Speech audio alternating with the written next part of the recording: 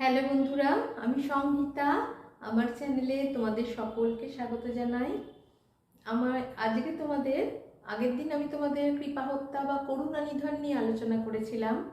আজকে আমি তোমাদের করুণা নিধনের যে ভাগ বলেছি, যে ঐচ্ছিক করুণা নিধন, তার সপক্ষে কীরকমভাবে তারা যুক্তি দেন দার্শনিকরা, সেটা নিয়েই আলোচনা করব। আর তোমাদের আমার পড়ানো ভালো লাগলে অবশ্যই তোমরা সাবস্ক্রাইব করো, কারণ তোমাদের এই লাইক, সাবস্ক্রিপশন, কমেন্ট প্রত্যেকটা ভীষণভাবে আমার কাছে গুরুত্বপূর্ণ এবং এগুলো আমাকে আরও বেশি ভিডিও দিতে উৎসাহিত করে। ঠিক আছে? আর আমার চ্যানেলটা যদি তোমরা দেখবে সব রকমের ভিডিও আছে। তোমরা তোমাদের জুনিয়রদেরও বলো যাতে তারাও উপকৃত হয়, যারা দেখছে না তারাও যাতে তোমাদের জানাশোনা থাকলে অবশ্যই বলো।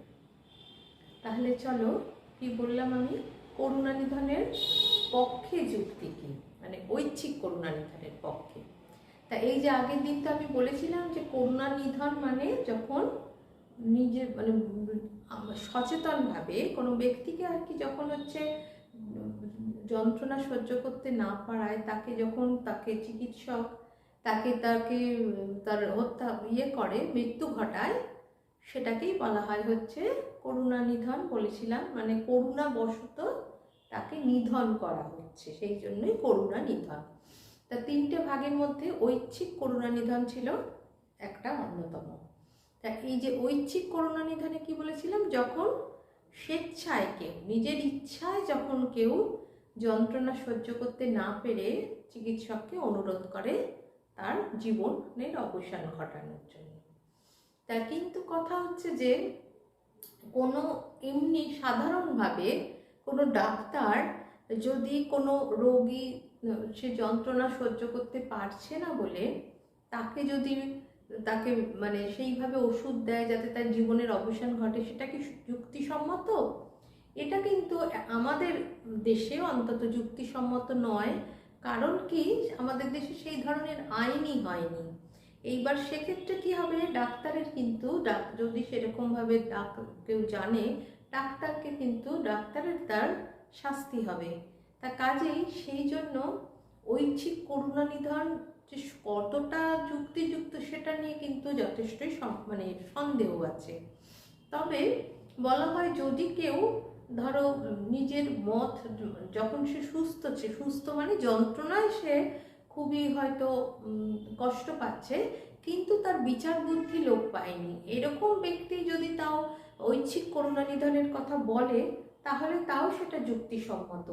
কিন্তু যখন সেই ব্যক্তি হয়তো যন্ত্রণায় আস্তে আস্তে তার কথাই বন্ধ হয়ে গেছে, যখন সে নিজে কোনো মতামত দিতে সক্ষম নয়, সেক্ষেত্রে যদি ঐচ্ছিক করুণা নিধন হয় সেটা কতটা যুক্তিসম্মত সে নিয়ে কিন্তু অনেকেরই মতভেদ আছে। তবে সপক্ষে যুক্তি বলতে গিয়ে পিটার সিঙ্গার কিন্তু বলেছেন যে আমাদের কিন্তু উপযোগবাদের নীতিটা অনুসরণ করতে হবে। মানে ধরো যে ব্যক্তি বেঁচে থাকছে তার উপযোগিতা সমাজের কাছে কতটা, মানে সে যখন একটা রোগে ভুগছে তার পরিবারের কাছে তো তার ব্যয় বহন করাটা যথেষ্ট যদি কষ্টকর হয় এবং সে নিজেও যদি চায়, তাহলে তার সেই মৃত্যুটা দেওয়াটাই কিন্তু সমীচীন বলে তিনি মনে করেছেন। যে এক্ষেত্রে আমরা উপযোগিতার নীতি আমরা গ্রহণ করব, যে কোনটা আমাদের কাছে বেশি উপযোগী, তার বেঁচে থাকাটা উপযোগী কিনা। যদি বেঁচে থাকতে গেলে আমাদের অনেক বেশি কষ্ট করতে হচ্ছে, তার পরিবারকে কষ্ট করতে হচ্ছে এবং সে যখন নিজের ইচ্ছায় সেটা করতে পারছে, যদি তার জ্ঞান নাও থাকে কিন্তু কোনো সময় সে হয়তো সম্মত হয়েছিল, সেক্ষেত্রে কিন্তু আমাদের ঐচ্ছিক করুণা নিধনের সপক্ষে আমরা যুক্তি দিতেই পারি যে এটা করা যুক্তিসম্মত। এইভাবেই কিন্তু পিটার সিঙ্গার ঐচ্ছিক করুণা নিধনকে এই উপযোগিতাবাদের নীতির মাধ্যমে সমর্থন করেছেন।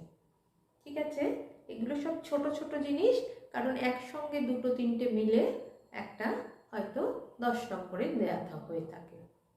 আজ তাহলে এই পর্যন্ত। ভালো লাগলে অবশ্যই সাবস্ক্রাইব